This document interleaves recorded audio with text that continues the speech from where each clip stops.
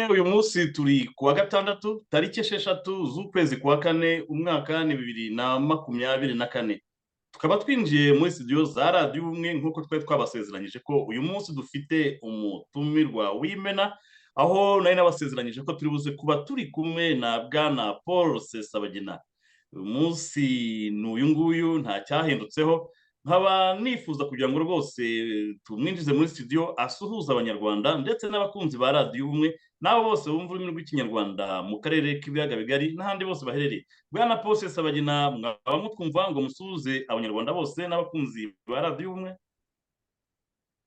Banyarwanda, banyarwandakazi, uyu munsi nongeye kugira amahirwe yo kugaragara mu itangazamakuru, kandi mu itangazamakuru rivuga ikinyarwanda.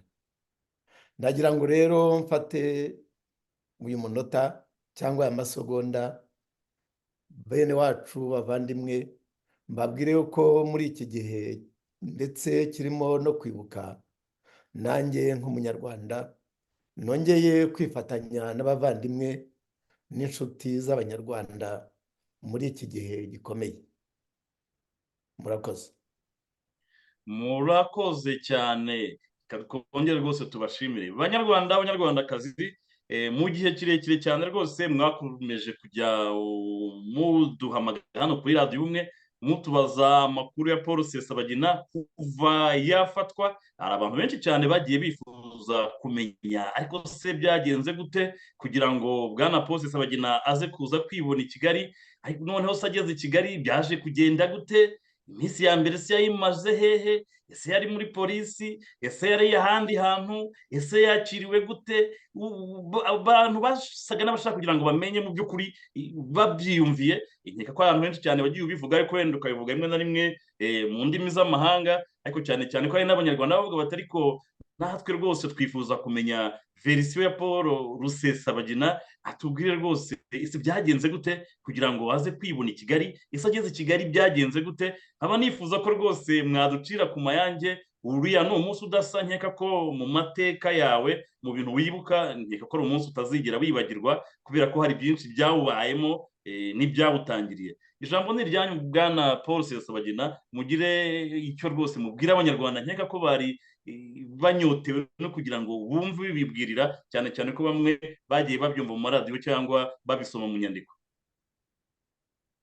Urakoze cyane bwana Mutuyemungu kuba nanone umpaye aka kanya ko kugira ngo ngaragare kuri radiyo yacu ubumwe, kugira ngo nanone mbwire abanyarwanda bene wacu inzira ndende nanyuze n'ubugome nakorewe, kandi mu magambo arambuye.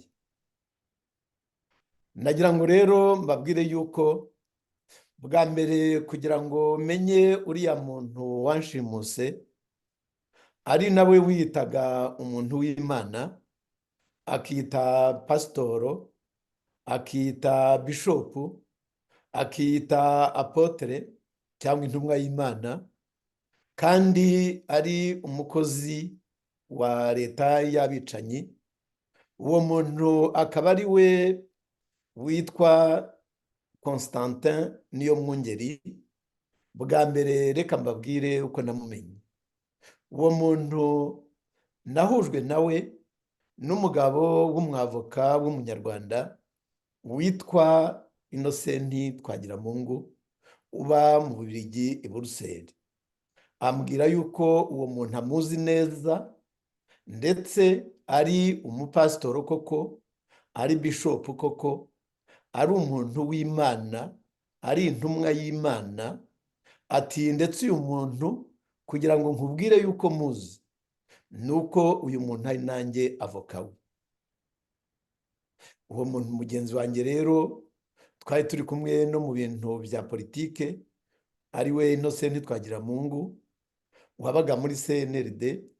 Naramwizeye, noneho nemera guhura na bishopu witwaga Umurundi, kuko amunyontoduzaho yambwiye ko bishopu ari Umurundi. Ubwo rero amaze kumunyontoduzaho turaganira ndetse turanasangira, turanamenyerana ku buryo yageze n'ubwo azi iwanjye mu rugo aza kunsura ari kumwe na Innocent Twagiramungu avoka we ari nawe wamunyentorodujeho.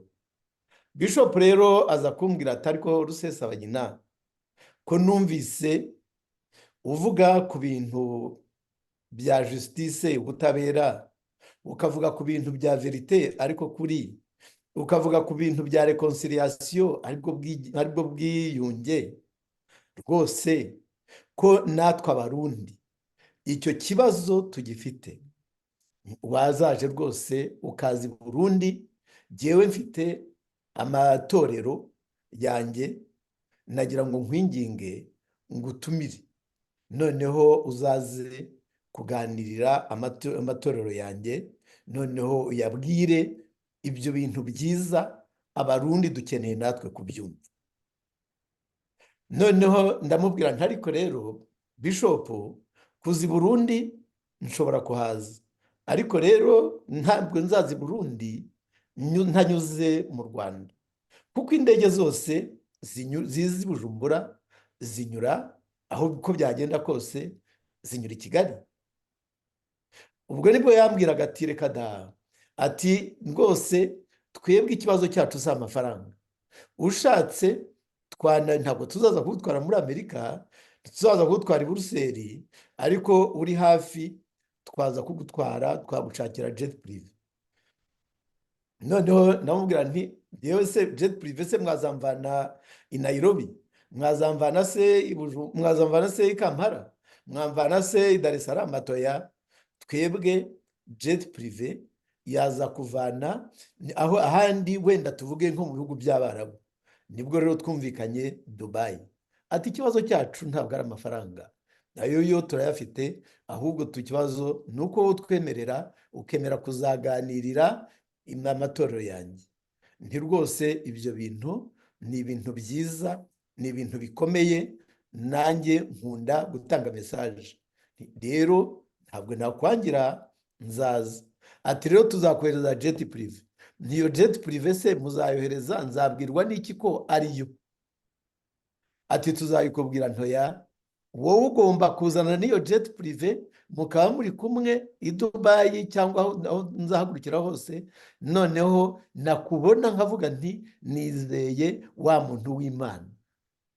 Ubwo nibwo rero noneho kugira ngo wenda mvuge mu magambo atari maremare cyane, nibwo twumvikanye yuko nzafata indege nkava hano muri Etats-Unis nkajya i Dubai, noneho ya jet privé ikazaza kuntwara nsanze inkuye i Dubai, kandi nawe turi kumwe yazanye nayo. Ubwo ndagiye nguze tike, ndagiye ni Dubai. Ngeze i Dubai, cyakora mpamagara umudamu wanjye ngeze i Dubai, maze indege imaze gupoza amapine hasi i Dubai, mpamagara umudamu ndamubwira nti ngeze i Dubai, ngiye i Bujumbura, ningerayo ndaguhamagara. Ubwo rero ndagiye, mpuye na Bishop, ngisohoka muri migration, turagenda duhura n'umuntu n'umupilote. Umupilote Bishop bamunyentoroduzaho ati dore umugabo ugiye kutujyana. Noneho bamunyentorodujeho umupilote w'inyenyeri w'amantuza 4. Noneho ndamubwira nti wa mugabo wese ko ari wowe utujyanye, nti witwa nde, tugiye he? Kuko nashakaga kumva ko aho ngomba kujya ariho ngiye. Wa mugabo arambwira ati jyewe nitwa Alexandre, kandi tugiye i Burundi, i Bujumbura. Ubwo urumva ko icyo gihe byampaye icyizere. Turagenda no ku ndege. Tugeze ku ndege nibwo noneho twasanze umudamu mu ndege. Nanone wa mudamu barambwira bati ngo uyu muhotese ugiye kudutwara. Noneho ndamubwira nti se madamu, ko nawe tugiye kujyana muri iyi ndege, si wowe ugomba kudutwara, ariko nawe twari turi kumwe, ari we ugenda seriva. Madamu, ko tugiye kujyana muri iyi ndege, tugiye he? Witwa nde? Umudamu ati nitwa Alisa, kandi tugiye i Bujumbura, i Burundi. ubwo rero noneho ngira icyizere, niringira umuntu w'Imana, niringira baba wa mupilote na wa muhotesi. ndagenda nicara mu ndege, maze kwicara mu ndege, ubwonko bw'indege ihagurutse banzanira ikirahuri cya champagne. Ubusanzwe mu mibereho yanjye sinsinzira mu ndege, ariko icyo gihe nahise nsinzira maze gusomaho. Nakanguwe nuko indege yakubise ipine hasi i Kigali, ndebye mbona cya kibuga cy'indege, ya tour de contrôle, ya yindi ya kera, iyi ngiyi ishaje, yari iriho muri za 60 twabonye kera turi abana, muri za 60 n'ibindi. Nkiyibona umutima wenda kumvamo, umutima wenze kumvamo, nibwo noneho ariko ngira ikintu cyo kwihangana, ngira courage, noneho ndaceceka. Bafunguye urugi rw'indege, nibwo nahagaze mu muryango w'indege, mvuza induru mbwira abantu bari aho, kuko hari abasirikare nubwo hari nijoro, ku itariki ya 20 mu ijoro rya 27 rishyira 28 z'ukwezi kwa munani muri 2020. Ubwo nubwo hari nijoro, hari abasirikare barimo bazenguruka, mbona barimo n'Abarabu. Noneho mpagarara mu muryango w'indege, mvuza induru ntabaza, mvuga nti jyewe Paul Rusesabagina baranshimuse banzanye kunyicira hano, baranshimuse jyewe Paul Rusesabagina baranshimuse banzanye kunyicira hano, nti nyabuneka nimutabare, nyabuneka nimutabare, n'ibindi byinshi, mvuga amazina yanjye nyasubiramo kenshi kugira ngo n'abandi bumve yuko nari jyewe uri aho ngaho muri iyo ndege.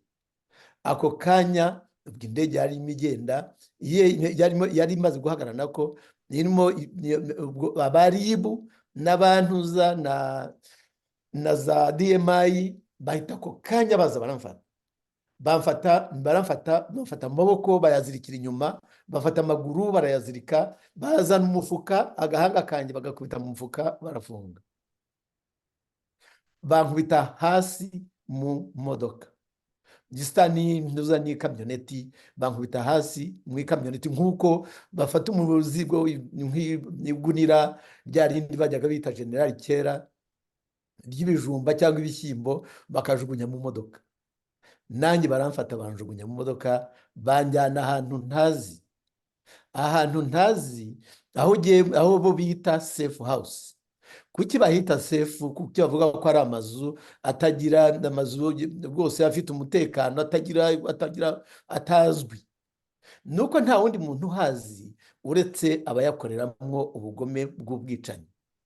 Ubwo icyo gihe ndagenda, ngeze aho ngaho baranturutira, barankubita imipfunsi, imigeri, ahantu hatabona, nziritse, nenda gupfa, nenda gushiramo umwuka. Noneho icyari kibi kurenza ibindi byose nuko aho ngaho mu cyumba, iruhande rw'icyumba nari ndimo, numvaga abandi bantu barimo bataka, bavuza induru, ukumva umuntu avuga ati ndapfuye we, ati baranyishe. Umuntu akavuga, isaha igashira, atakavuza induru ababara, amasaha 2 agashira, amasaha 3 agashira, ukagenda noneho wumva rya jwi ryavugaga rigenda rizimira. Noneho icyo gihe iyo wumva ibyo ngibyo, uravuga biri iruhande rwawe, mu cyumba kiri iruhande, uravuga uti ninde ukurikiyeho? Ni jyewe. Mbaho muri ubwo buryo kuva muri iryo joro ryo kuri 27 rishyira 28 z'ukwezi kwa munani, biragenda, urumva ko 28, 29, 30, kuri 31 mu masaa 7, mvuga mu masaa 7 kuko nibwo nabonye izuba, mbona nsa naho menye igihe, mbona nshobora kugira nosiyo z'igihe, ariko ubundi ntacyo nashoboraga kubona, nta zuba ntaki. Wa munsi rero nibwo banyeretse rubanda, nanone bamaze kunyereka rubanda, baramfata kugira ngo mwese mumbone, kubera ntuza bya bindi Kagame yita puresha, nibwo bamaze kunyereka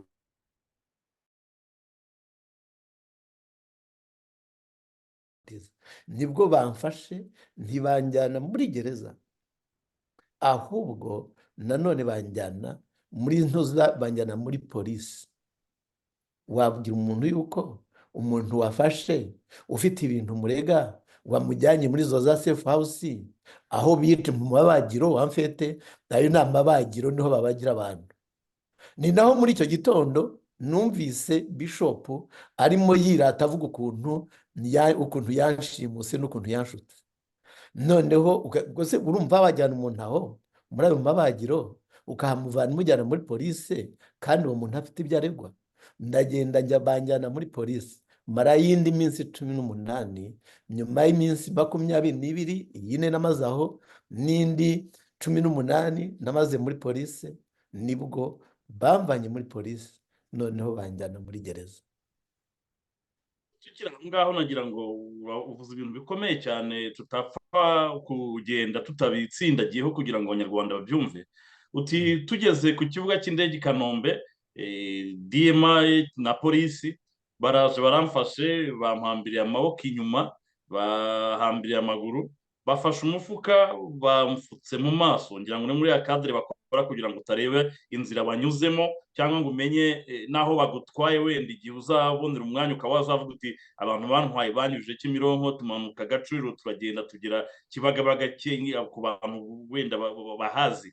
Mumaze kugezwa muri iyo safe house, byumvikana ko wari uhari n'abandi wenda baba bahafungiwe bakorerwa iryo yicarubozo, hari abantu b'abayobozi ba polisi baba barazaga kukureba se, byaba kugucunaguza cyangwa kugutorotira?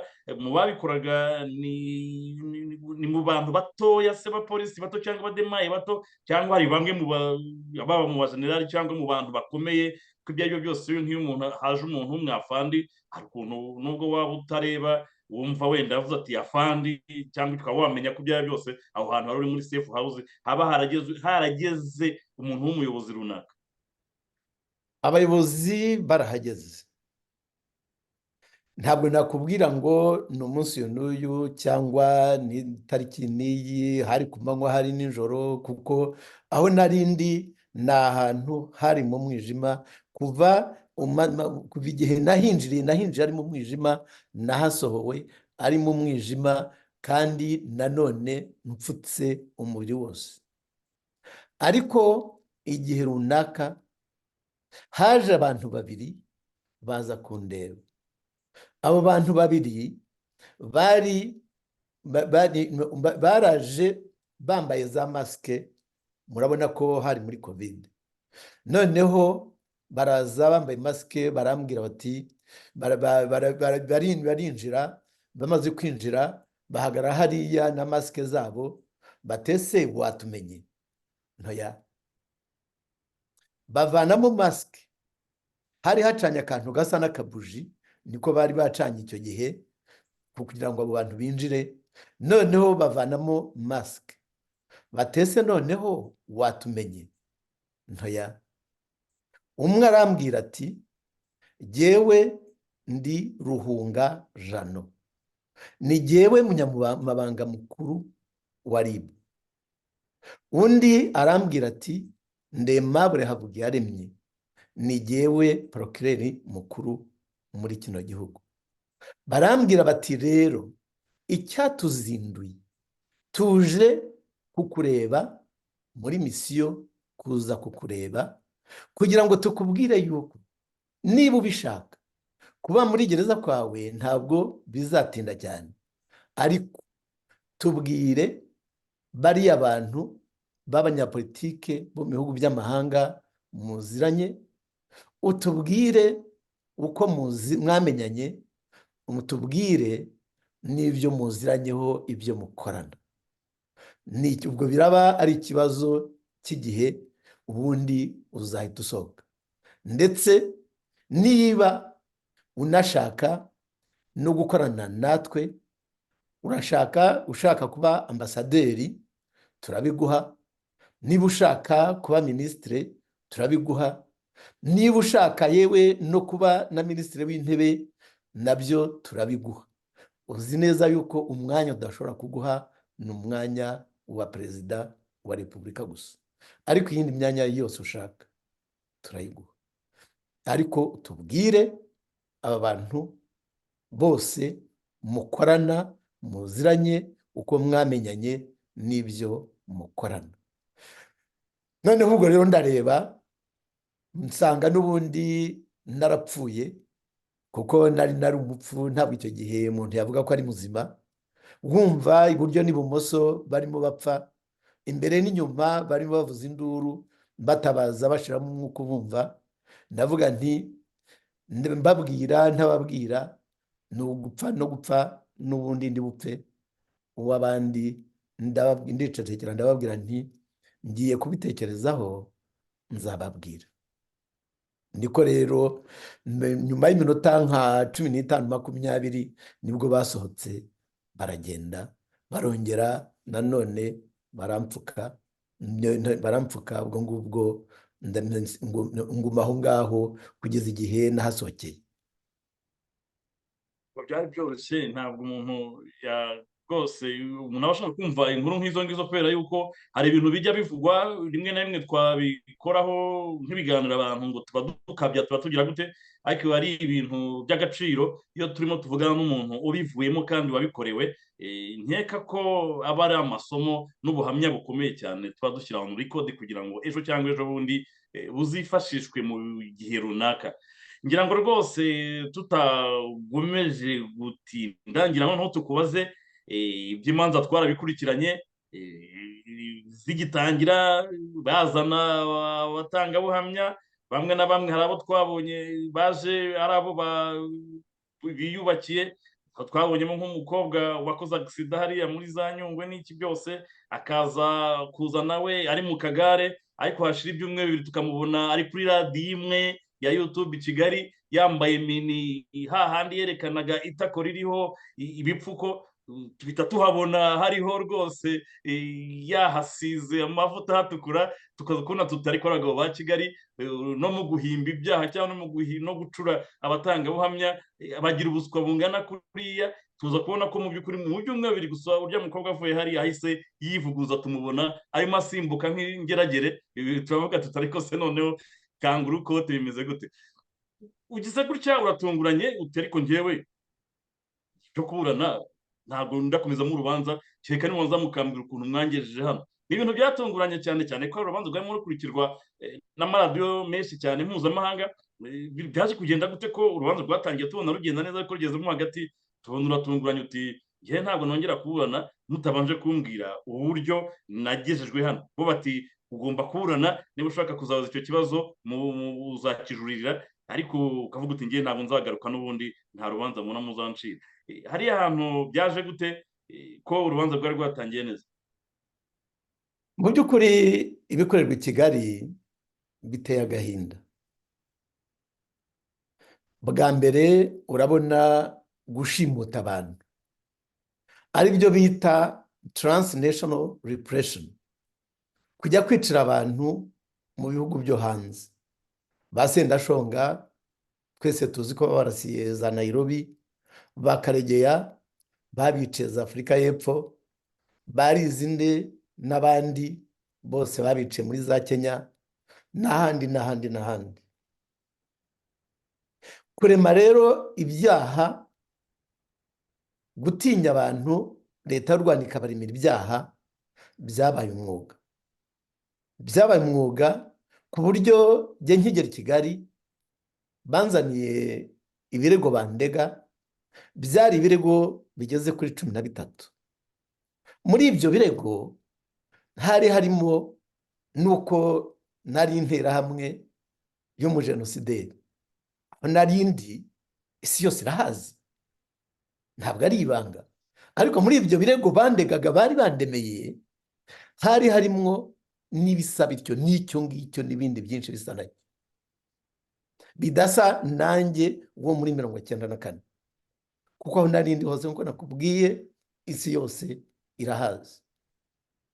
Bamaze kubirema bya birego 13, byari bifite amadokima baremye. Abantu mwabonye ko hari n'abo mu banshinjaga, mwabonye ko hari n'umuntu waje akavuga ati jyewe rwose hari ibintu mwanyandikiye ntabwo nzi gusoma, nyabuneka nimumfashe munsomere. urumva kurema ibirego kugeza aho leta y'u Rwanda iyobowe na Paul Kagame igenda igaha n'umuntu igasaba umuntu kujya gushinja, ikamwandikira ibintu atazi no gusoma bikamunanira. Bari rero bankoreye dosiye nini cyane irimo ibirego 13 na piyese atashe, donc za piyese irimo amadokima 3000. buri dokima yari ifite piyese atashe nibura amapaji 10. ubwo ngibyo byose umuntu abishyize hamwe byari ibirego. urumva ko byari amapaji 30,000 nagombaga gusoma.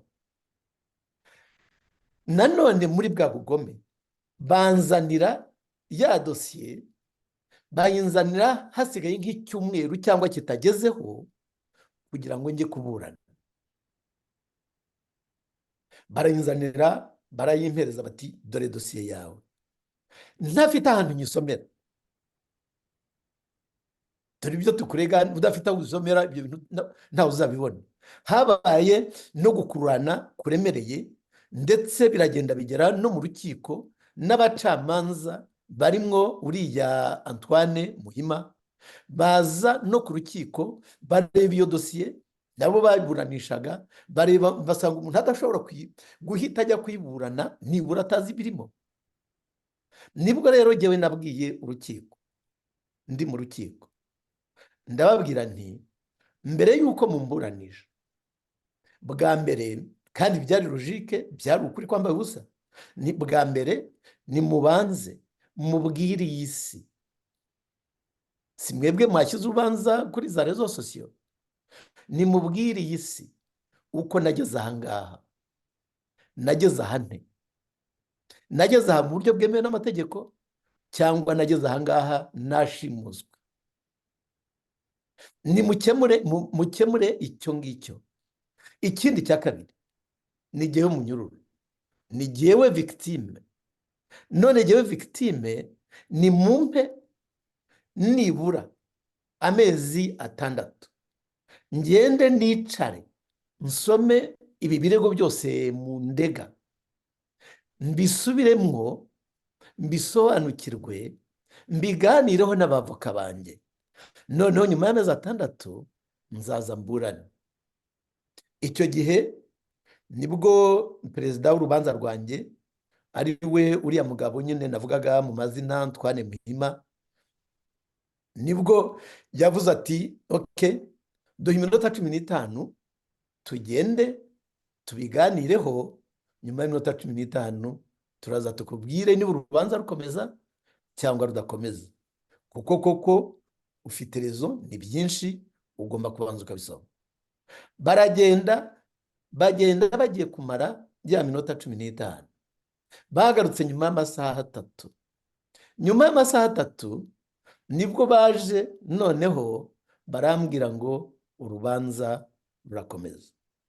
bambwiye ngo urubanza rurakomeza, ndareba ni uru rubanza byose urumva atari agahimano, atari ukugira ngo bance igihanga kandi ku bintu ntanazi n'ibyo ari byo.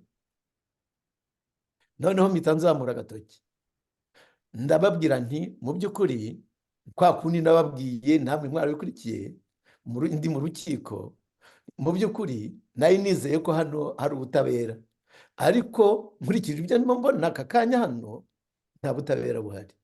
kuko rero nta butabera buhari, kuva aka kanya njyewe mvuye mu rubanza. nyakubahwa bwana Gerefiye, nyandikira akanote noneho mu makopi 2 kavuga yuko mvuye mu rubanza. kopi imwe iraba ari y'urukiko, iyindi iraba ari iyanjye. noneho mbona abantu bararebanye barumiwe, bati umuntu ashobora ate kuva mu rubanza mbona ntibabyemeye.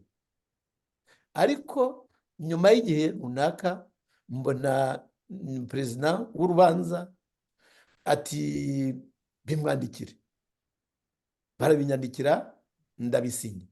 maze kubisinya nti nyabuneka nimunjyane kuri gereza. batoya bati ntabwo tukujyana wenyine, urategereza abandi. Okay.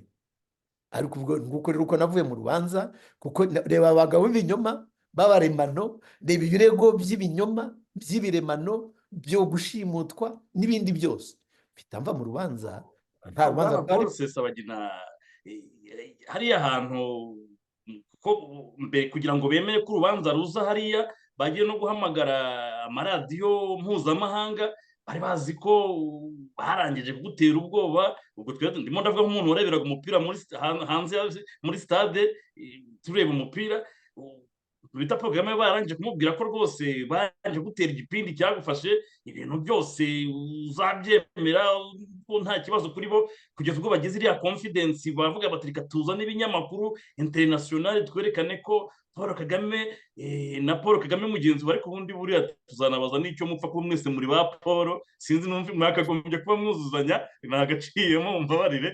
noneho turavuga tuti ariko hari ahantu, ni ahantu bamukubise, ahantu hababaza cyane, kuko kwivana mu rubanza yari yatanze, we yamaze kumva ko byose biri muri faveri, muri feva yiwe, ayahamagara ibinyamakuru byose, wagira ngo ni amaseri yashaka gukoramo, ariko ugeze hari ukubise Miriya Rugondi ihene, nkeka ko ni Katakore wakubise bariya abacamanza bose, nabo babonaga ko urubanza n'uwaburanisha ari urwandanze, ahabwa ari umuntu umwe uri hariya ushaka kugira ngo yerekane ko agufiteho ubuhangange ku gipimo runaka. Icyo ni ikintu nkeka ko na n'uyu munsi wa none mwita Paul Kagame ntabwo ntinya kubivuga, hariya hantu irya geste wakoze hariya hantu, yerekanye ko mu gihugu cyacu nta butabera tugira, kandi koko nibyo, koko ntabwo bagombye kukuburanisha mu mizi bataragusobanurira ukuntu wageze hariya. biba n'amahire ibinyamakuru byose bihari, kari agaciyemo. noneho ngira ngo rero dukomezamo hari byinshi cyane nakomeje kugenda ndeba, rwose barimo barananyandikira abakunzi ba radiyo umwe abanyarwanda aho bari hose. hari nk'uwo mbonye uri mu Rwanda arambwira ati tubarize umugabo wacu rwose Paul Rusesabagina, mutubarize uti hariya mwari muri mwumvishije mute umunsi mwari mugiye gusohoka, uwo munsi byari bimeze gute, ese aho mwari muri byari mu masangahe, abandi banyururuse bo babyifashemo gute, ese ijambo rya nyuma wabwiwemo hariya ni irihe, ese ari abacungagereza nta kintu baba barakubwiye, kuko cyane cyane ko twumvise ko mushobora kuba mwasohotsemo mu ijoro. ngira ngo dusangize urya munsi, ese mwari mwamenye yuko muri buze gusohoka, cyangwa namwe mwabimenye baje kubatwara? ni umukunzi arumbaje kugira ngo yumve urya munsi ku irya saha bakubwiye bati nyamara Paul Rusesabagina ugomba kugenda. hari hashize iminsi leta y'u Rwanda nayo bitayoroheye, iri mu mpaka na communauté internationale n'ibihugu nka za Leta Zunze Ubumwe, za Union Européenne n'ibindi bihugu byinshi cyane, buri gihugu ku giti cyacyo. izo mpaka zari zimaze iminsi zigibwa, hari icyo bita pressure, ariko Kagame wazakubwira ko pressure hano idakora. icyo gihe rero pressure yari ihari.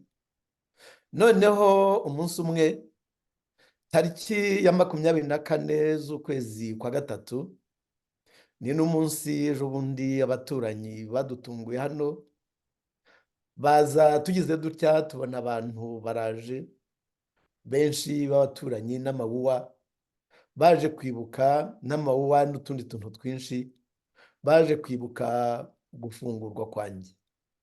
ubwo rero nanone uwo munsi nyine nafunguweho hari kuri 24 z'ukwezi kwa gatatu. murumva ko hashize ibyumweru 2 gusa. noneho mvugana n'umuryango wanjye, hari no kwa gatanu, ariho vendredi, nibwo rero nagiranaga ikiganiro n'umugore wanjye n'abana banjye n'umuryango, nubwo bo batemeraga yuko mvugisha umuryango, na muntu nari mfite uburenganzira bwo kuvugisha ari umugore wanjye gusa, ariko we iyo namuvugishaga yakonekitaga n'abandi. Rimwe nkumva umuntu arambwiye ati uraho setu, ni ibyo ngibyo, kandi twavuganaga iminota 5. Nabyo urumva ko minota 5 ni muraho murabeho. Uwo munsi rero navuganye n'umuryango wanjye kuri uwo wa gatanu, tariki ya 24 y'ukwa gatatu k'umwaka ushize. Noneho umuryango urambwira utese wabimenye, kuko twavuganaga mu bintu bisa n'amarenga. Ntoya bati bancira amarenga, nsa n'uwumvise icyo ari cyo. Noneho bamaze kuncira amarenga minota 5, ndongera baranyinjiza banjyana hahandi muri ya confinement yanjye, hahandi muri bwa bwiherero butagira undi muntu wundi ubumenya. Bamaze kungezayo, ubwo ndategereza, ndavuga nti buriya yenda ahari baraza kumbwira mu masaa, yenda hari nko mu masaa 10. Saa 10 irageze ntibambwiye ko ndi busohoke. Saa 11 irageze, saa 12, saa 1, saa 2 z'ijoro. Noneho saa 2 z'ijoro zigeze, nsa n'ucitse intege, ndagiye nicara ku gatanda kanjye, nifata ku gahanga numiwe. Noneho nifashe ku gahanga numiwe, nko mu masaa 2 n'igice numva ikigufuri gifunze ikintu cy'icyugi kiba hasi muri etaje nari ndimo, kuko muri etaje nari ndimo ryamagamo jyenyine. Numva ikigufuri, bya bigufuri binini cyane bifunze, ibyo byugi binini byo mu magereza by'ibyuma. Numva cya kigufuri gisekuye ku cyuma, gisekuye ku cyuma, nsa n'uwitera hejuru, kuko nari ntunguwe no kumva ko hari abantu baje aho ngaho muri iryo joro. Noneho ngize ntya, nyuma y'amasegonda runaka, numva, kuko nabaga kuri etaje ya mbere, numva n'ikindi cyugi cyo kuri etaje ya mbere nacyo kirasekuye, ya etaje nari nabagaho. Ngize ntya, mbona deregiteri wa gereza, suderegiteri, abashinzwe umutekano, abasirikare, abapolisi b'abandi b'amagarade menshi cyane hano ku ntugu. Ngize ntya, mbona bose, numva bose binjiye muri koridoru y'aho ngaho nabaga. Ndebye, noneho deregiteri araza arambwira, ndeba, arambwira ngo haguruka, ngo haguruka ugende. Haguruke ngende? Ngende se ngiye? Ngo uyu munsi wafunguwe, ngo haguruka uve hano. Reka da, niba nanafunguwe rero nyakubahwa deregiteri, iwacu mu muryango tugira umuco, taradisiyo. Iyo umugabo yatashye akaba yageze mu rugo bakaba bugariye, uwo mugabo iryo joro ntiyongera gusohoka. Ni umuco wacu kuva kuri sogokuruza na sogokuru na data nanjye ubwanjye. Iyo umugabo yatashye aba yatashye, ntabwo yongera gusohoka. Ngo sohoka se? Nyakubahwa bwana deregiteri, mwanyumvise? Ako kanya ahita ahamagara komiseri generali w'amagereza, nawe wari uri aho ngaho ku muryango wa gereza. Aramubwira ati cya gikenya yanze gusohoka. Noneho amaze kubimubwira, ubwo deregiteri wa gereza ngo mumve, arambwira ngo sohoka, ngo uyu munsi wafunguwe, nturara muri gereza. Ese nyakubahwa bwana komiseri generali, uyu muntu wanyu deregiteri yababwiye ibyo namubwiye? Nubwo rero yaba atabibabwiye, reka nongere mbibasubiremo, kuko nizera yuko ubutumwa bwagiye neza iyo ngewe mbwitangiye. Ndongera mbimusubiriramo, ntikubw'ibyo rero sinsohoka, nzasohoka ejo mu gitondo. Ngo hari n'abadiplomate bagutegereje hano. Ni abo badiplomate nyabuneka mubanshimire, mubabwire yuko tuzabonana ejo. Ako kanya ahita akupa. Hashira iminota nka 30. Hashize iminota nka 30, telefone ya deregiteri ubwo arimo azengurukaho na suderiteri bari no muri za koridoru, nanjye ubwo navuye ku gatanda kanjyeho nari nicaye ndimo ndeba abo bantu barimo bizungurutsa barakaye cyane. Noneho nyuma y'iminota nka 30 numva nanone ya telefone ya deregiteri yongeye irasona. Telefone ya deregiteri yongeye gusona, nibwo noneho nanone na deregiteri yabwiye komiseri jenerali abwira deregiteri ngo mpereza wa mugabo nongere muvugishe. Arongera aramumpereza ngo ampereza, noneho amumpereje nawe ampereza ambasaderi wa Etazuni wari umaze kugera aho ngaho.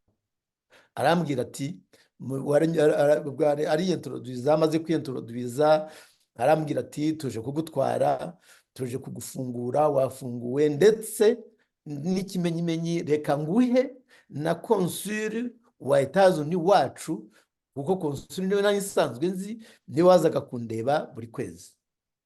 Noneho ahita ampiriza konsuli aseka cyane yishimye ati tuje kugufungura.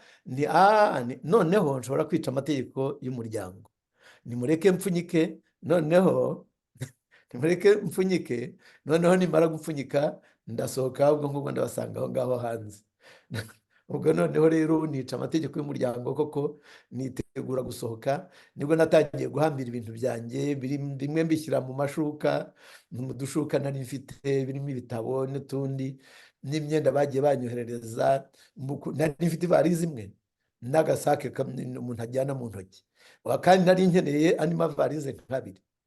Noneho ubwo ndapfunyika, amaze gupfunyika nyuma nko mu masaha 4 n'igice nibwo noneho twasohotse.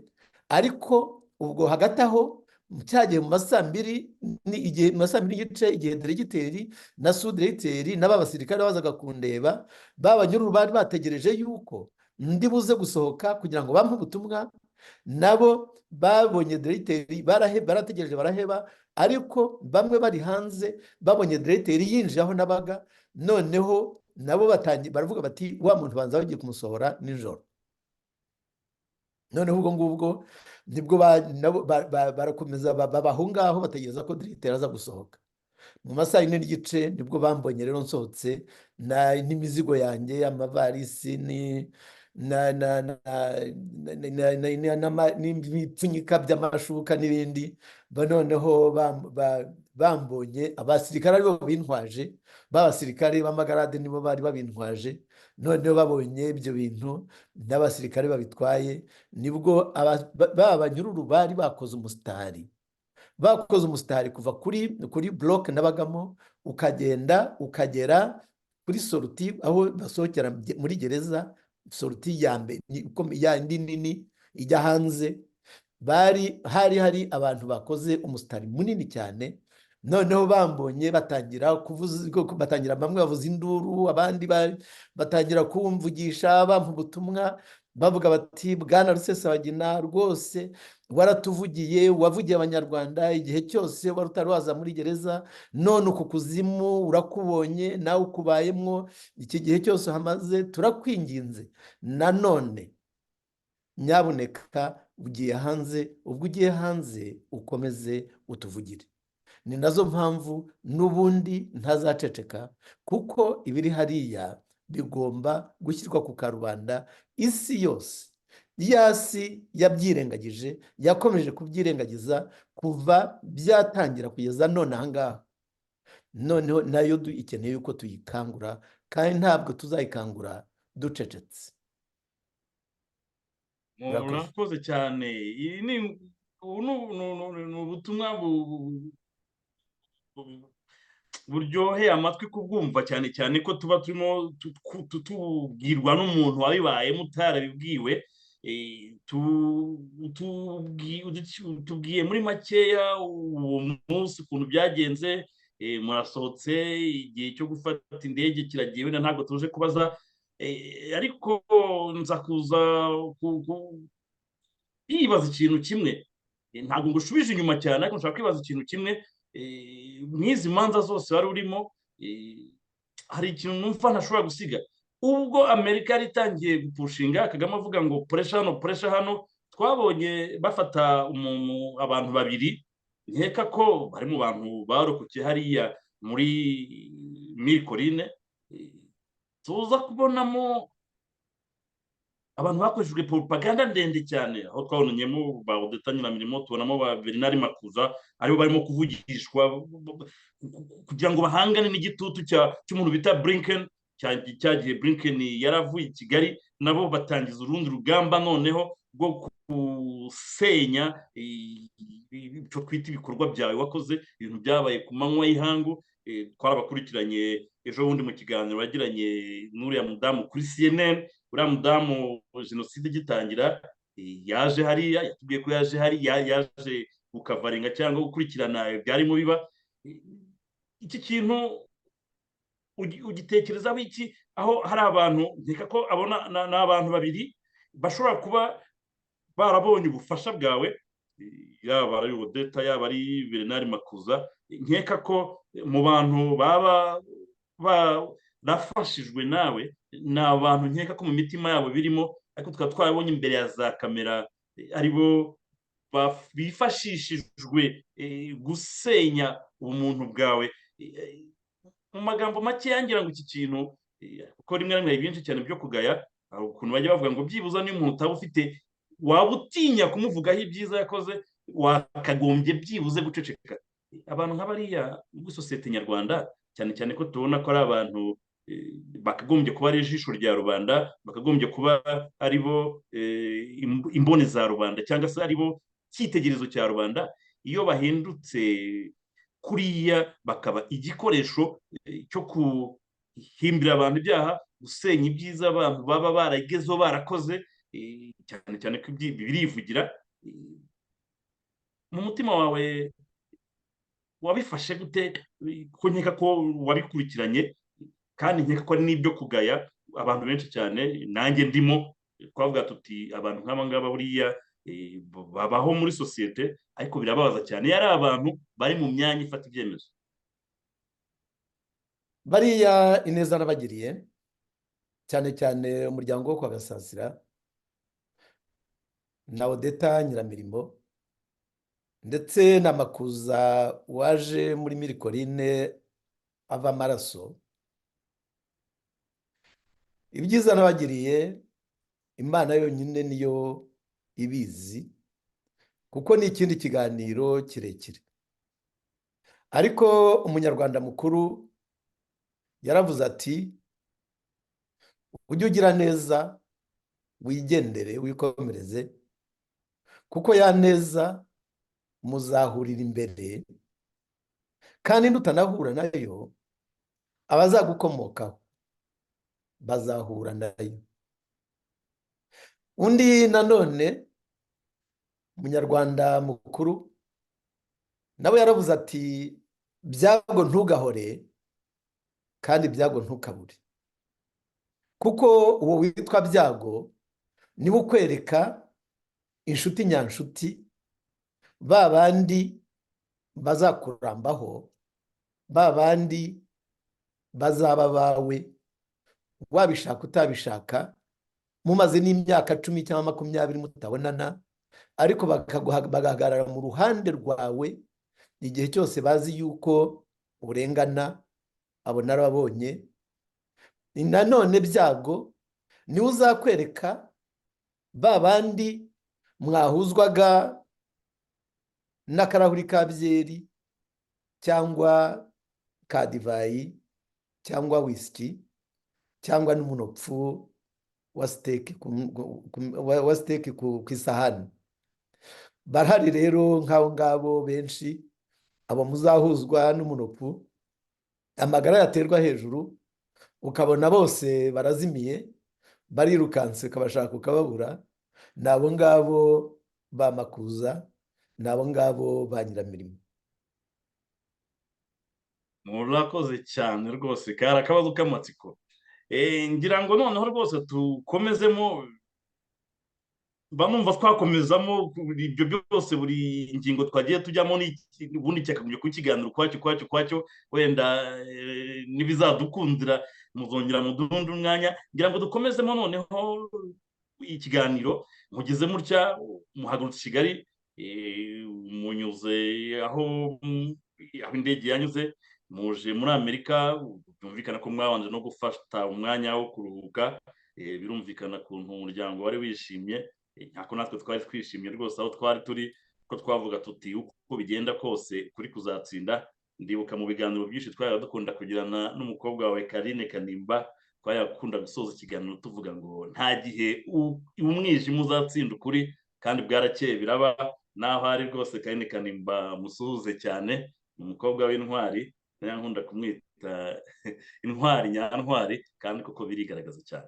Mumaze kugera muri Amerika, hari hashize igihe ngira ngo mwabanje kugira ngo namwe mubanze mwiyondore, mubanze mushyire ibintu ku murongo, ariko abanyarwanda nakomeje kureba barimo banyandikira rwose bati Francois Mutubarize amaze kugera muri Amerika, yaba yaricaye ko rwose twagize ikibazo tukabona leta y'u Rwanda isohoye igipapuro kivuga ngo Paul Rusesabagina ngo bavuze ko rwose ngo niba mubarira batazongera gusubira muri politike, ngo azigendera ahantu hacecetse cyane hari inyoni ziririmba gusa, ngo ubundi ngo ibya politike akabitera umugongo. Ngira ngo rwose kuri radiyo ubumwe tuzi iki kibazo uyu munsi wa none, igihe ibyo byose nkako mumaze gushira impumpu, muhugiye mu biki, cyane cyane ko nkeka ko abanyarwanda bashaka kumenya bati Paul Rusesabagina yaba yaravuye muri politiki nk'uko Paul Kagame Paul mugenzi we bimusabye, cyangwa se ahubwo noneho ahubwo wabonye imbaraga noneho zo kuvugira ba bandi batagira ijwi ribavugira. nk'uko nabwiye audience irimo idukurikira, njya gusohoka muri gereza, abanyururu bagenzi banjye bampaye ubutumwa, barambwiye bati uyu munsi urasohotse, nyabuneka kwa kundi wabaye ijwi ry'abadashobora kwivugira, turakwinginze nanone tubera ijwi, uhaguruke utuvugire.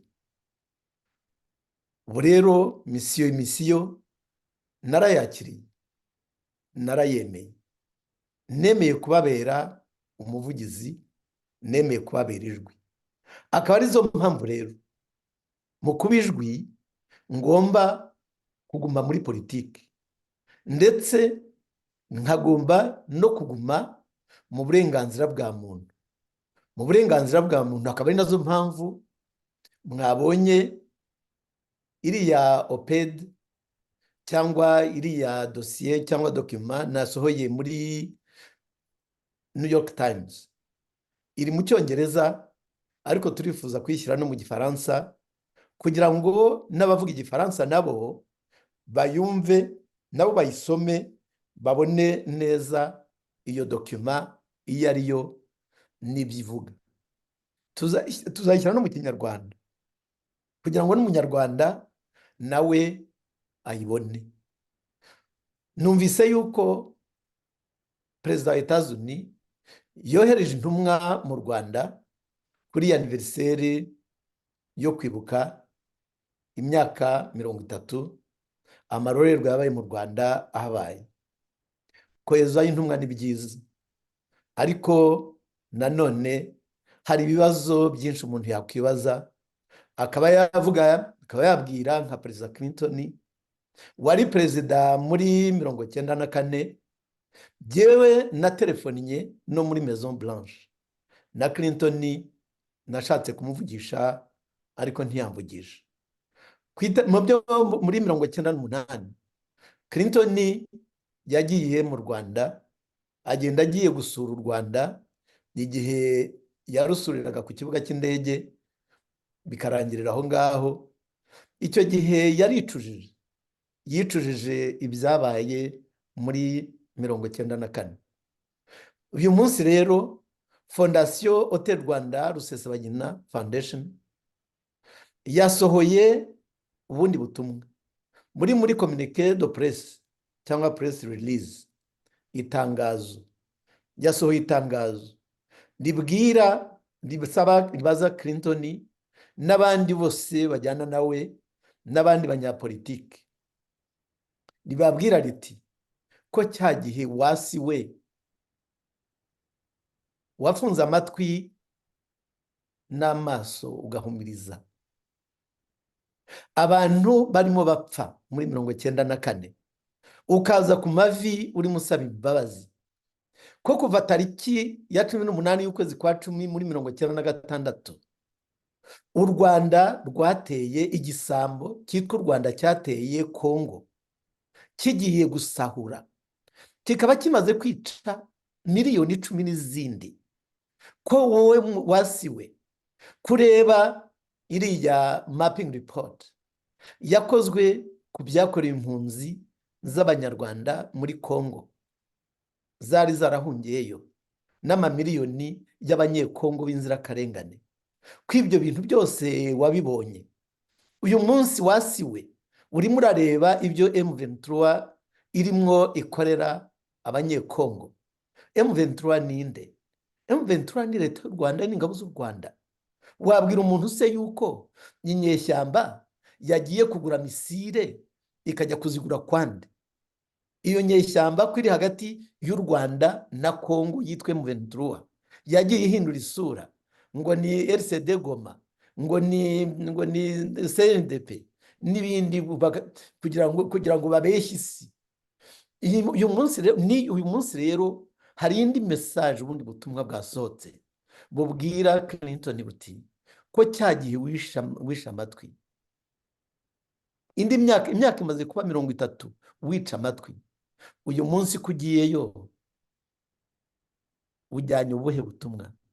Ni bwa bundi busanzwe bwo kujya gushyigikira igisambo kigiye kwiba amabuye y'agaciro mu gihugu cy'abaturanyi, kigiye kwica inzirakarengane zizira ko zavukiye mu gihugu gifite amabuye y'agaciro, cyangwa hari ubundi butumwa bundi bujyanye, hari iyindi misiyo yindi ufite uyu munsi?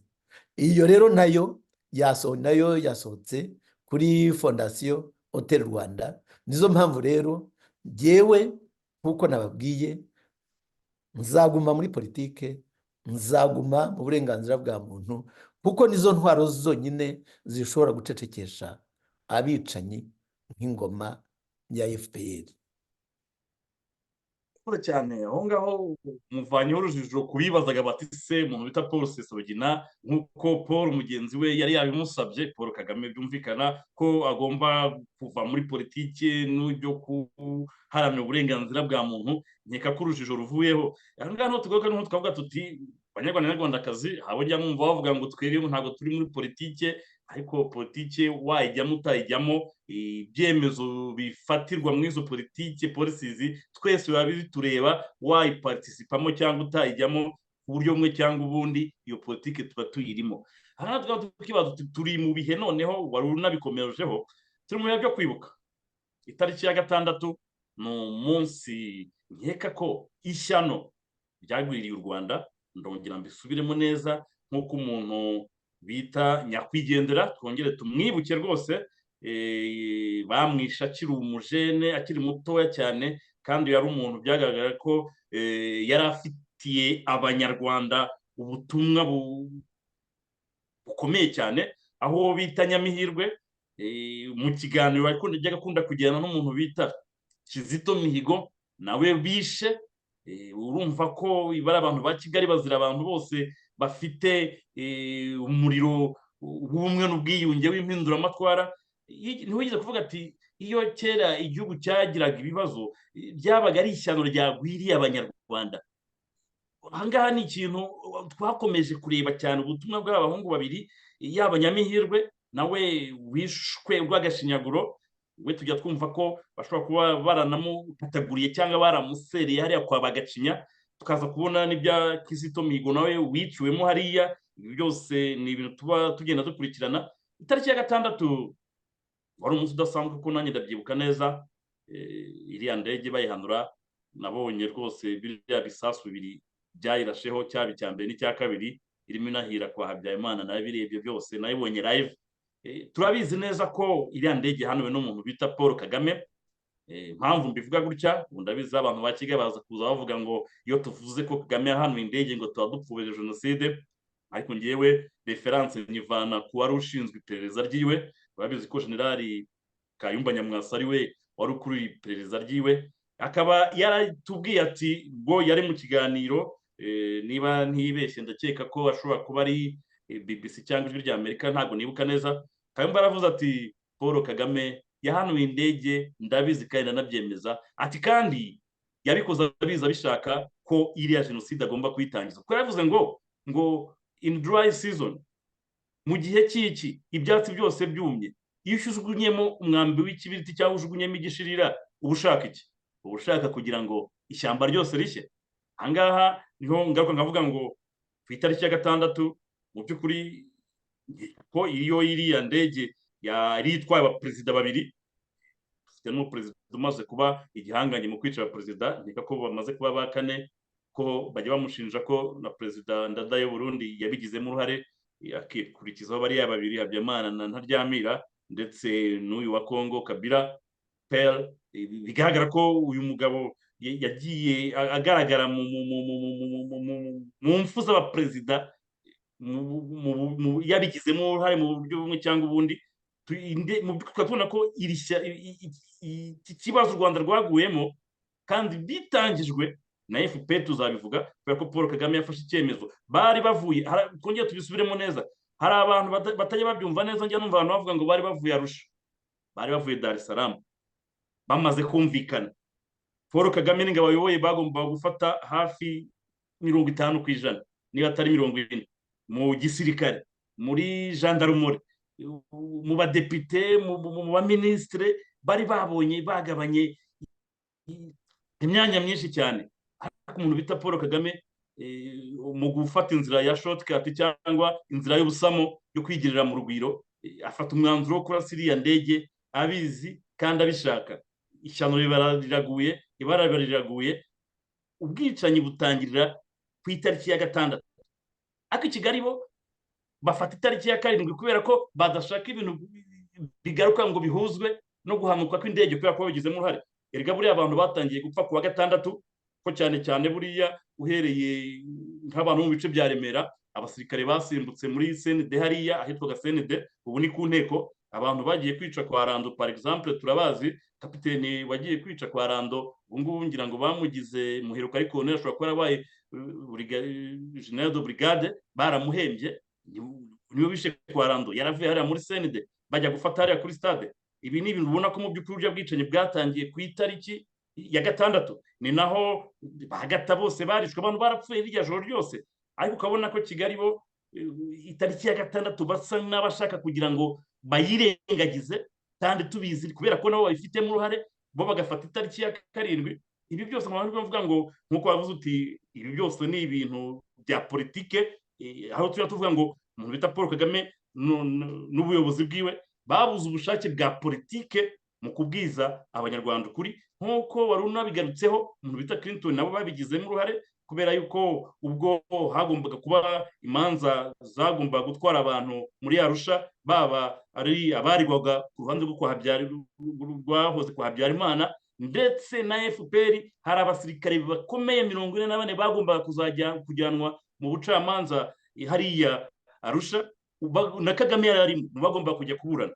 Clinton uyu nguyu ugiye i Kigali nyuma y'imyaka 30 niwe wabyitambitsemo, ari naho mvuga ko ubutabera ariho bwapfiriye, ndetse no gukemura ibibazo by'abanyarwanda niho byapfiriye, kubera ko bafashe uruhande rumwe urundi barukingira ikibaba. Tukaba twibara tuti iyi myaka 30 bishatse kuvuga iki?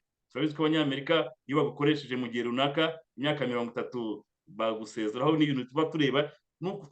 Twabuze twibaza tuti kubera iki Biden yohereje Clinton ari we wirengagije muri 94 kugira ngo abantu batabare. Twese turabyibuka ko Kagame yatumye umuntu bita Dusaidi kugira ngo wajye kubwira muri Loni ko batagomba gutabara ibya jenoside, bagomba kuba barekera ngo barimo kudiringa nabyo. Byumvikana ko Kagame cyari kimubaje atari abantu barimo bapfa, cyari kimubaje no kwigirira mu rwiro vuba vuba mu gihe cyihuse agafata ubutegetsi. Ibyo niko twabibonye, twatubona ko mu by'ukuri uku kuza kwa Clinton nyuma y'imyaka 30 no mu gihe ibintu turimo kubona ko bigenda bihinduka ari mu buryo bwa politiki. niki mwabitubwira ko mwabitubwiraho iki, cyane cyane ko itariki ya 6 z'ukwa kane, itariki ya 7 z'ukwa kane hajemo politike ndende, ariko twese turabizi neza ko ku itariki ya 6 imbarutso yabaye ya ndege Paul Kagame afata icyemezo cyo kunyura inzira y'ubusamo ngo afate ubutegetsi. impamvu Kagame na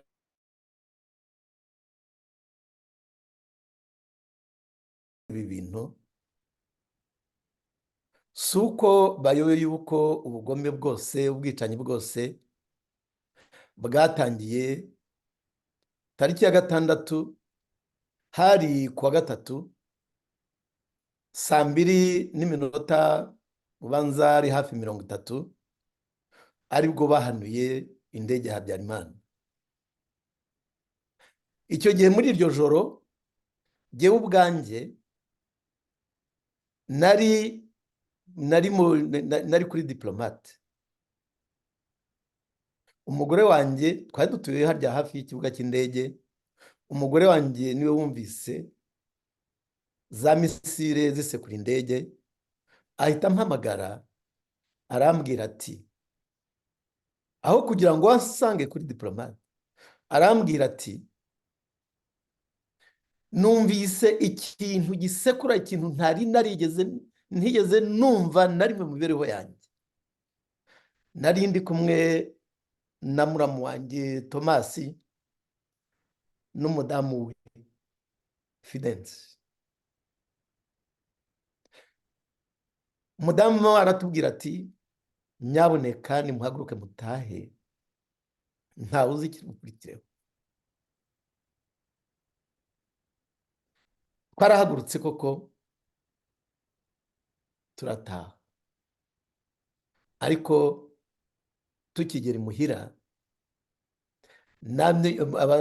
bagenzi banjye twakoranaga b'i Burayi, b'i Buruseli, bo bari bamaze kumenya yuko indege bayirashe, Habyarimana yapfuye na perezida w'u Burundi. Icyo gihe barambwira bati, subira mu mujyi, kuko ntabwo tuzi ikiri bukurikireho. Kugira ngo nirasire nshobore gusubira mu mujyi, mpita mpamagara abantu bose nzi, baba muri gendarmerie, baba mu gisirikare, nagiragamo amakontakite. Bose barambwira bati, ntacyo kwizera na kimwe gihari. Bati abantu barimo barica abandi, barimo bararasa hirya no hino. Ubwo nibwo benshi mu baturanyi bacu imuhira aho twari dutuye babishe muri iryo joro.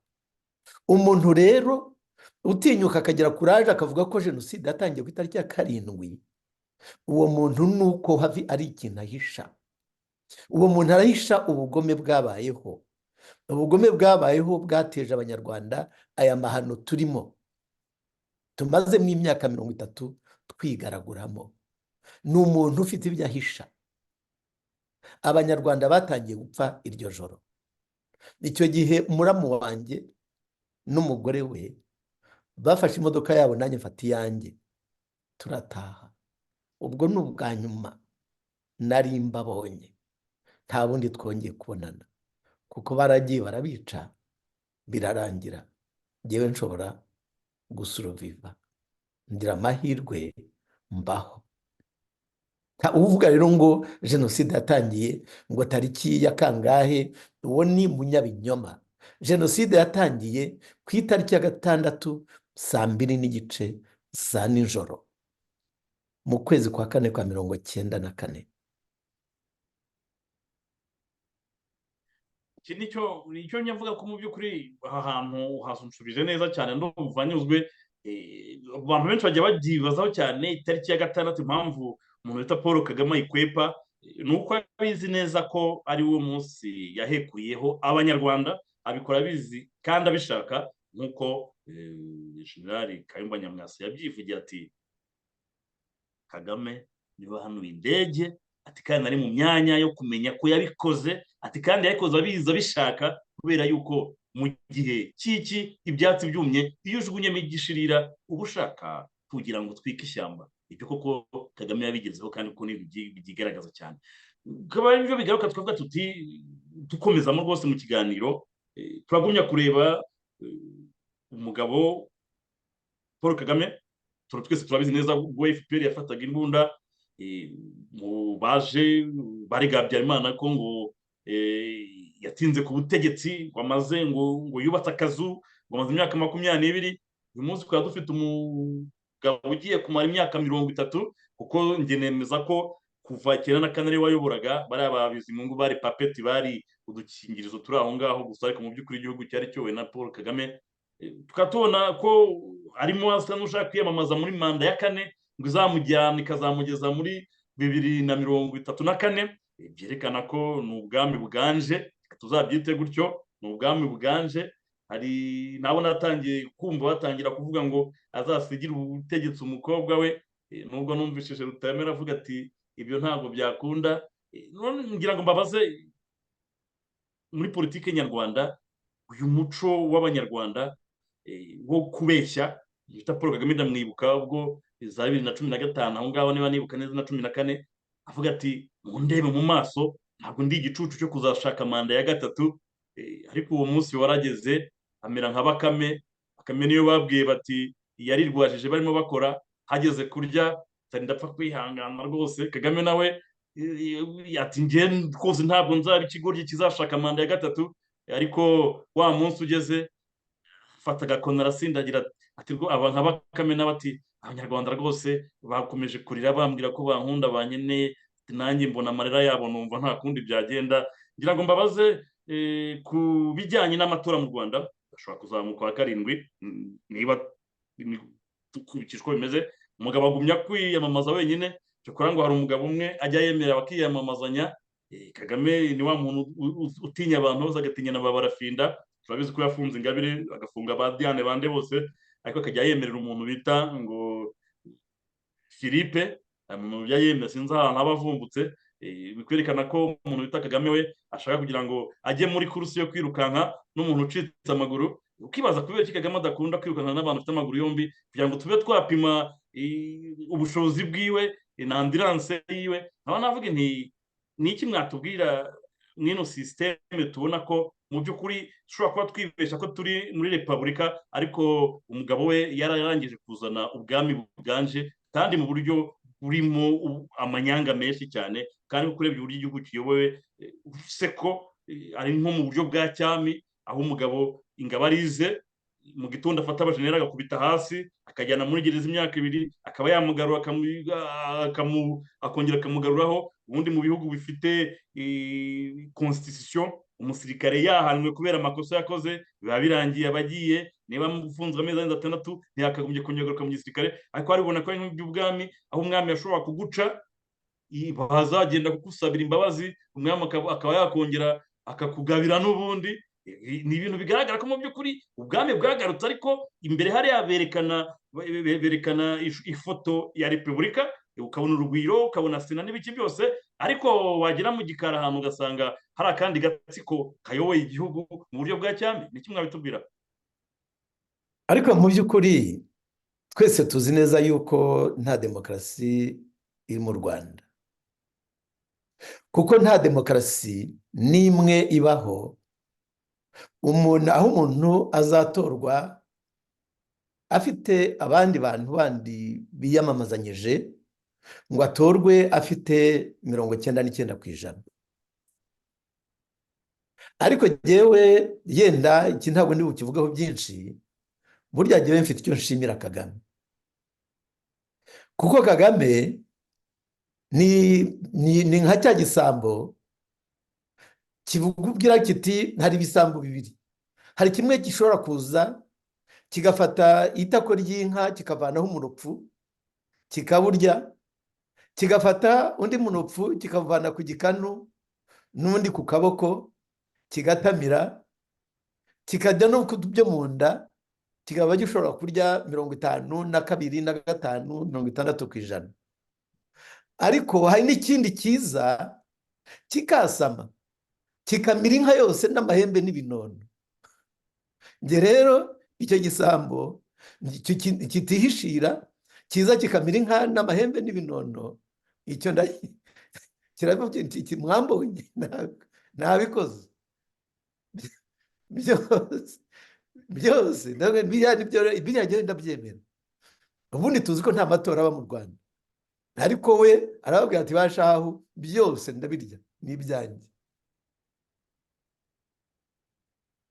kandi koko byose yarabiriye.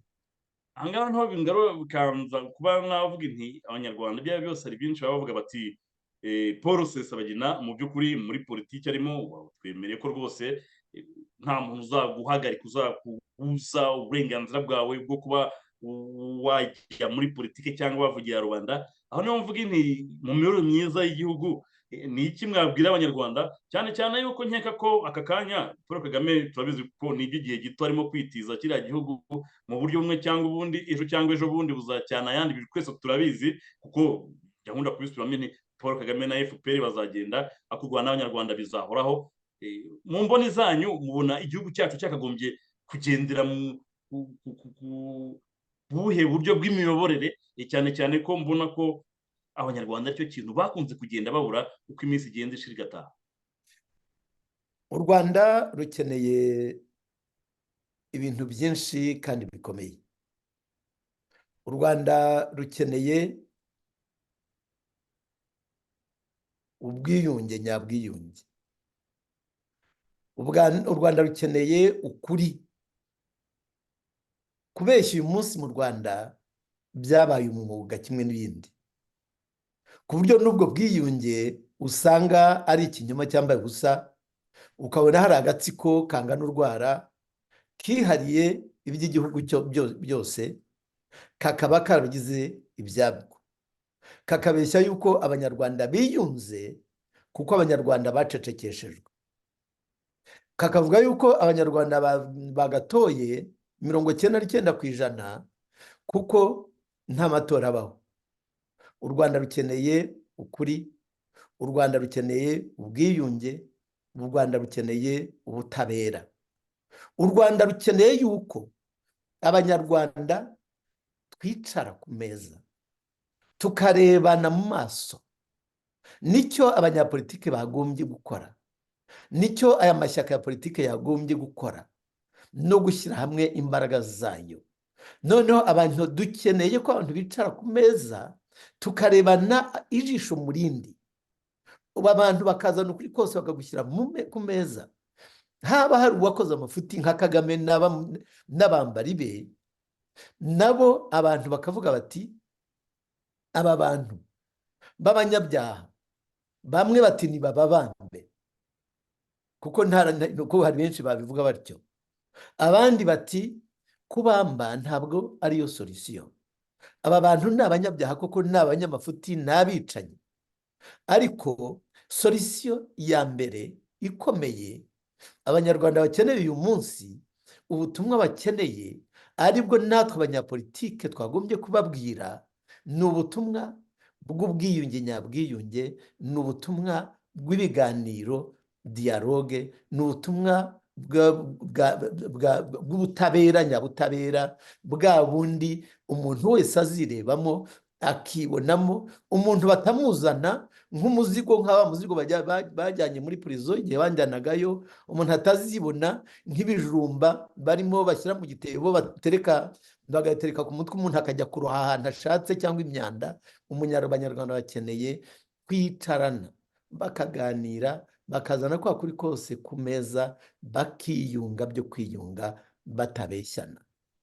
Murakoze. Paul Rusesabagina, umuntu bita Paul Kagame yaravuze ngo bigenze gute, ngo biciye mu zihe nzira, ngo ya demokarasi se, ngo y'intambara se, ngo y'ibiganiro se, ngo ntabwo bishoboka.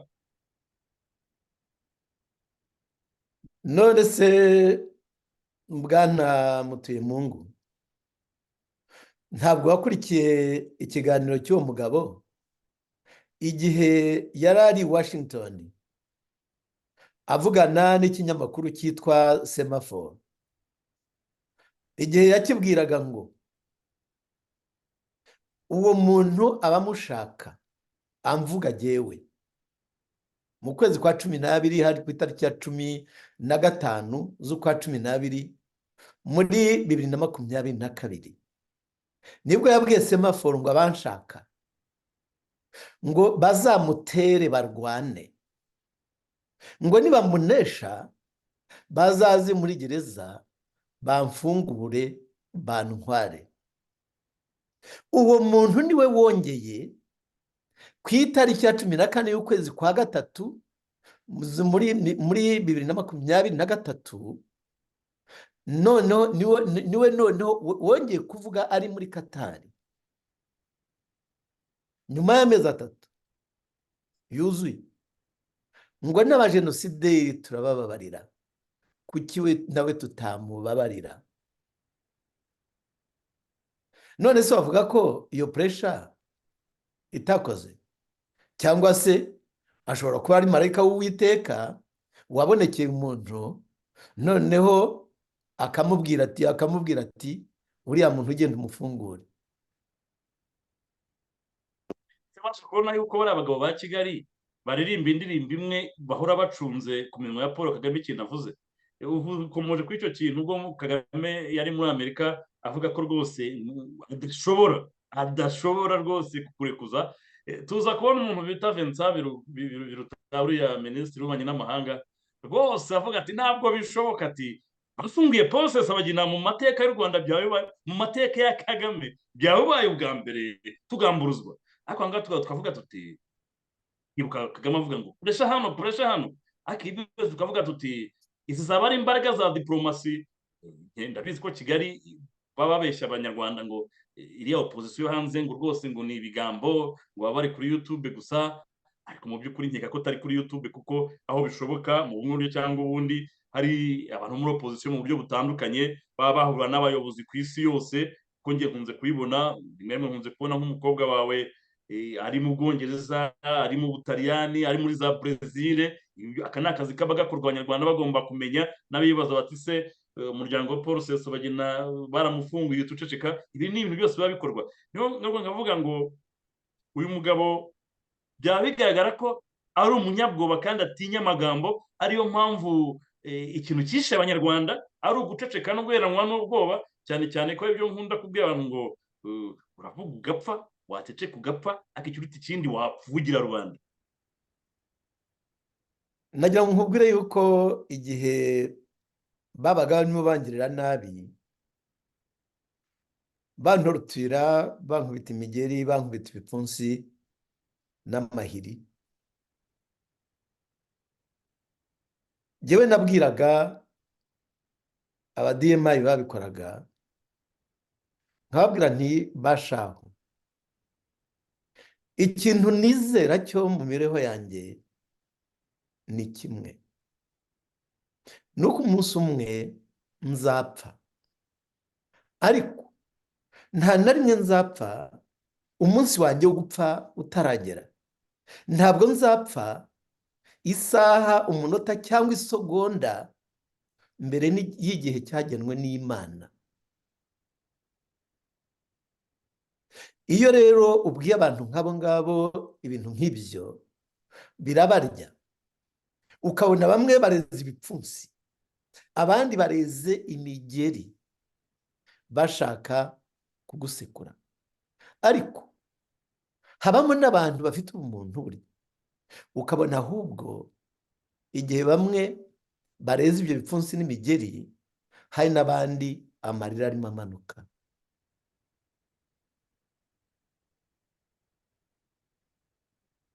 Ibyo bintu ndumva biri interesting cyane, ariko binteye kugaruka akenshi na kenshi inyuma yanjye hano aya mafoto ni ikimenyetso cy'ibi byose tuba duharanira. Hari ahantu wari uri, hari ahantu mwari muri, dufitemo imfungwa nyinshi za politike, dufitemo abanyamakuru benshi, dufitemo umudamu idamange iryamugwiza, sinzi niba yaragusanzemo waragize amahirwe yo kumubona aho hari, wenda ntabwo mbizi. Dufitemo umuntu bita nka Mushayidi wakatiwe urwo gupfa, urufunguzo we baranarujugunye. Dufitemo abantu nk'aba Karasira, bari abanyamakuru bavugira rubanda, abantu nk'aba Aimable Karasira nawe bigaragara ko nyuma yo kwicirwa ababyeyi.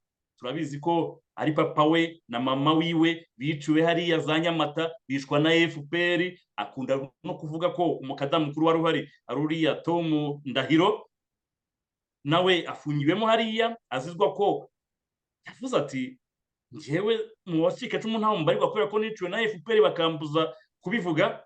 Dufite abana nkaba umusizi Bahati baburiwe irengero, si bo bonyine gusa, buriya tuba turebana bari abasirikare ga bamugane, tuba turebana nk'umuntu bita Tom Ryabagamba wahaye ubuzima bwa Kagame imyaka 20 n'ingahe, akaba yaramuhembye kumufunga bimeze kuriya. Abantu nka ba Rusagara bariya bose ni abantu tuba dutekereza ko bariya bose ni imfungwa za politike cyangwa se abanyamakuru bazira kubavugirira rubanda. Aba bose mu mboni zawe, cyane cyane ko nzi yuko mu kanya twaganiraga uri mu ruhu rw'umupolitisiye, noneho wambaye imyenda y'umuntu uharanira uburenganzira bwa muntu. Aba bantu mubafitiye gahunda ki mu kubakorera ubuvugizi, cyane cyane ko tubona ko bamazemo imyaka myinshi cyane kandi basa n'abagenda bibagirana. Nk'uko wambwiye uti bampaye ubutumwa ngo nzabavuganire, nkeka ko aba bantu tutaraza kurangiza ikiganiro tutagize icyo tubavugaho, cyane cyane ko impamvu bari hariya tubizi ko ari abantu ubona ko Kagame bamuteraga ubwoba, kuko Kagame atinya umuntu ushobora guhagarara akamubwira ati ibyo mwe mukora ntabwo ari byo. Mushayidi naramubonye, njye nabaga mu byo bita solitary confinement. Nari meze nk'umuntu bashyize mu gace kanjye ka jyenyine. Muri ya saha yanjye nasohokaga, kuko bansohoraga isaha imwe ngiye kota akazuba hagati ya saa 4 na saa 5. Mushayidi ambonye aza yirukanka arampobera.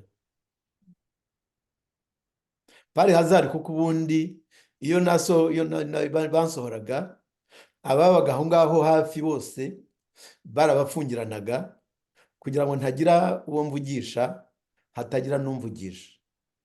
Ako kanya Mushayidi bahise bamufata bamujyana mu kasho, baramufunga. Sinzi igihe yamazemo, ariko baramufashe bamujyana mu kasho. Karasira naramubonye, bari bagiye no kumuzana muri block nabagamo, ariko bahita bamujyana, ntibahamuzana. Nawe twarabonanye.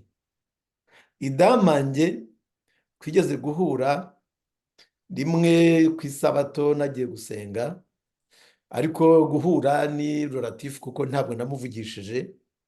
Iyo njyewe najyaga gusenga, nagendaga mfite abadiyemayi bangahe bicaye iburyo n'ibumoso, bakanzana bakanyicaza imbere y'ababwiriza, noneho n'intebe yanjye, abadiyemayi bamwe bicaye hano abandi bicaye hariya iburyo n'ibumoso, nta muntu ushobora kuvugisha. nkasanga bakanjyana, abantu bose bamaze kwicara, bakaza kuncyura. Turangije gusenga isengesho rya nyuma, nibwo babwiraga abandi banyururu baje gusenga. Hari abantu basengera muri gereza mwo imbere. Nibwo rero icyo gihe babwiraga abandi banyururu bati mwebwe nimwicare, abo muri high risk zone babanze bagende. Ubwo high risk zone ariyo zone ya risk ni aho jyewe nabaga. Ubwo rero babadiyemayi banjye bakamfata bakanjyana bakamfungirana. Na Idamange rero nawe namurabutswe ntyo, yari yahaje icyo gihe.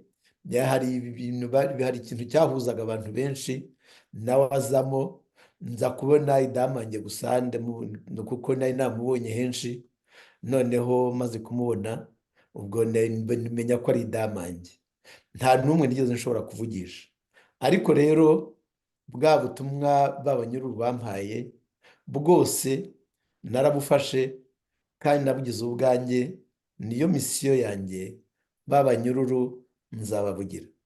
Akenshi bene wacu bakunda ibintu bigenda bivuza inzogera, bigenda bivuga ngo mwambonye mwambonye. Nagira ngo mbabwire yuko umuntu wese witwa umunyapolitiki nujya kumureba akakwakira mukaganira, umunyapolitiki nyamunyapolitiki, ukaza ibyo mwaganiriye ukabishyira ku karubanda, uwo muntu ntazongera kukwakira na rimwe. Ibintu byose bikorwa kandi igihe nawe uje ukabishyira ku karubanda, uba ubwiye n'uwo muhanganye ari we Kagame n'abambari be, uba ubabwiye ibyo urimo n'aho urimo ubikorera. Ntabwo rero numva impamvu jyewe najya guha Kagame iyo kado, iyo mpano kandi atayinsabye, nkamubwira abo twabonanye n'ibyo twavuganye. Jyewe ibyo nkora n'iby'umuryango wanjye dukora, ntabwo guhagarara ko ntabwo twahagaze. C'est vrai yuko navuye muri gereza ntameze neza, ari nayo ya foto mwabonye na Manipur yashyize kuri CNN, mwabonaga ukuntu nari imeze, nuko ntari meze neza. Ariko rero ntabwo twigeze na rimwe duceceka, ntabwo na rimwe tuzaceceka. Iyo nayo ni nabwo butumwa nahaye New York Times baje kundeba, bansanze muri polisi muri ya minsi 18 nahamaze. Nibwo naramubwiye nti ntawe uzancecekesha. N'uyu munsi rero nagira ngo mbwire abanyarwanda n'abanyarwandakazi yuko ntawe uzancecekesha, haba muri politike, haba mu burenganzira bwa muntu, haba no mu buzima bwanjye busanzwe. Ntabwo nemera guceceka, keretse ndamutse mfite ikosa. Ariko rero nanone ntawe uzakora ikosa atazi yuko ikosa ari ikosa. Murakoze. murakoze cyane rwose. Iki ni igisubizo nkeka ko abanyarwanda bari bakeneye kumva ko ibyo ari byo byose umuntu bita Paul Rusesabagina kishoboye nibwo twumvise i Kigali. Sinzi hari ahantu bari bageze ikiganiro bahuye n'abantu bakomeye no i Kigali, ngo nabanditse ngo Paul Rusesabagina ngo yongeye ngo yasubiriye ngo ahemukiye ngo Paul Kagame. Ukibaza uti ibi ni ibiki? Ariko kwereka ko abagabo ba Kigali batinya diplomasi, byo ni ikintu kigaragara cyane, kandi bya inyuma byabo bishobora kuba byarageze ku iherezo. Ariko tuba dukunda kubwira abantu ko abari mu mashyaka ya politike wa mugani bakagombye gutangira gutekereza ko tugomba gukora cyane. Ababizi tubwira abanyarwanda kenshi na kenshi, hari bavuga bati se ubundi Paul Rusesabagina we abarizwa hehe? Akaba ari perezida w'ishyaka rya PDR.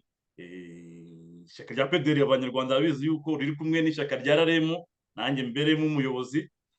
Nkaba nkeka ko tugumye gutwara n'andi mashyaka yandi, haba muri RBB n'indi miryango nayo dukorana, kugira ngo dukomeje kureba ko ibintu byahinduka mu gihugu cyacu.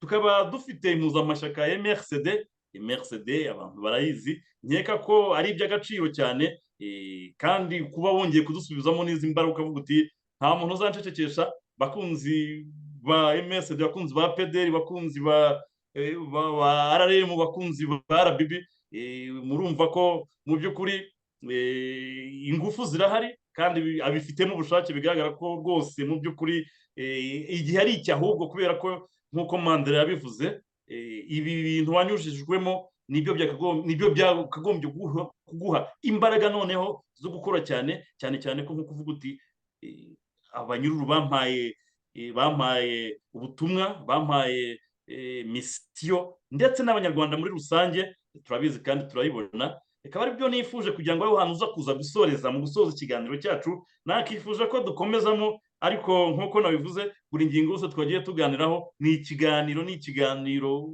ukwacyo. Ariko nkaba nifuza ko muri rusange noneho wagira ubutumwa usigira baba abanyepolitike turi hanze hano, haba abari mu burenganzira bwa muntu bari hanze hano, ndetse n'abanyarwanda muri rusange, cyane cyane bariya bari mu Rwanda, ariko n'abariya bari imbere muri gereza.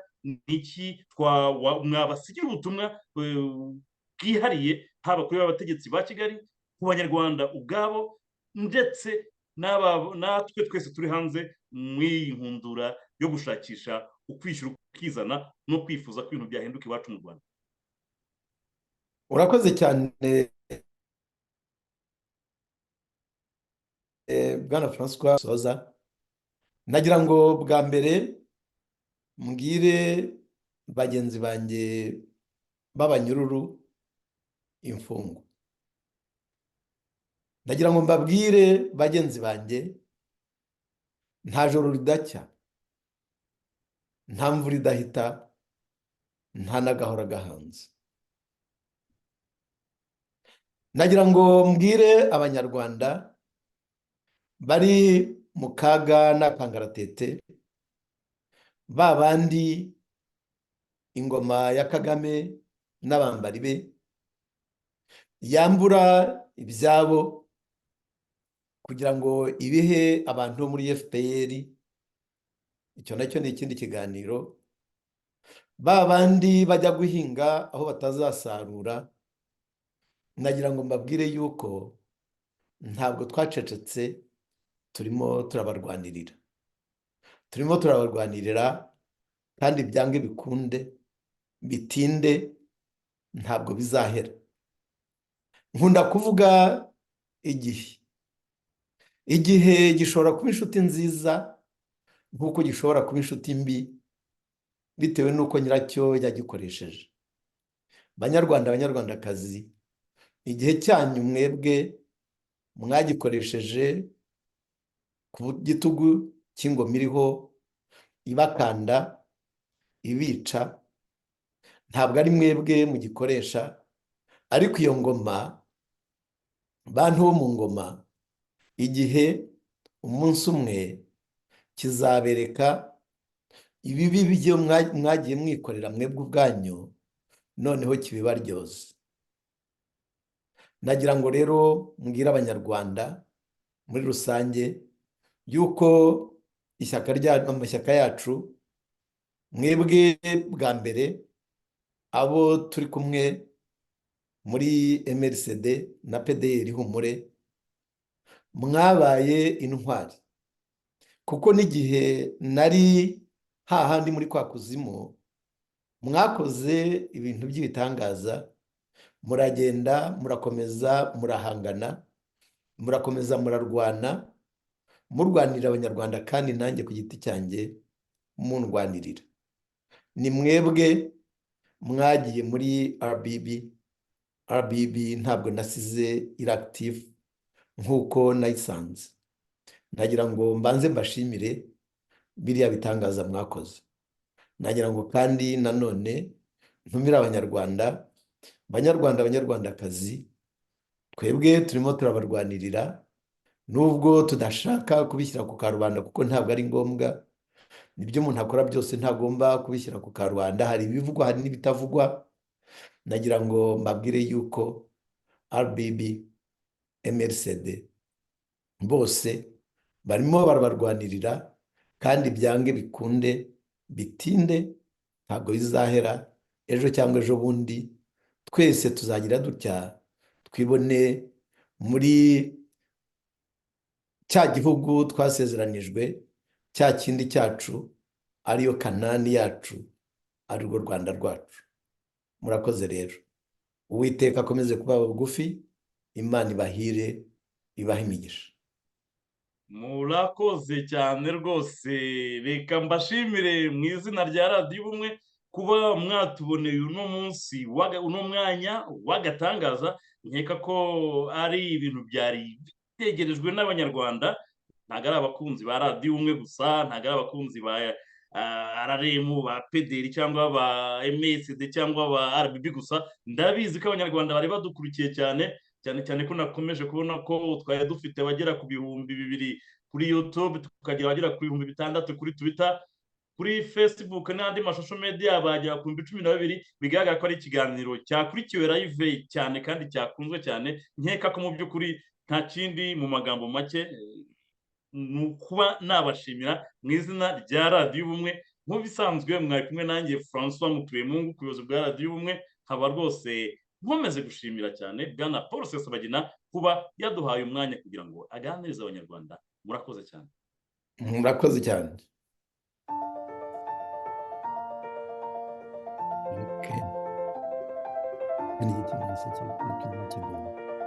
Patrick.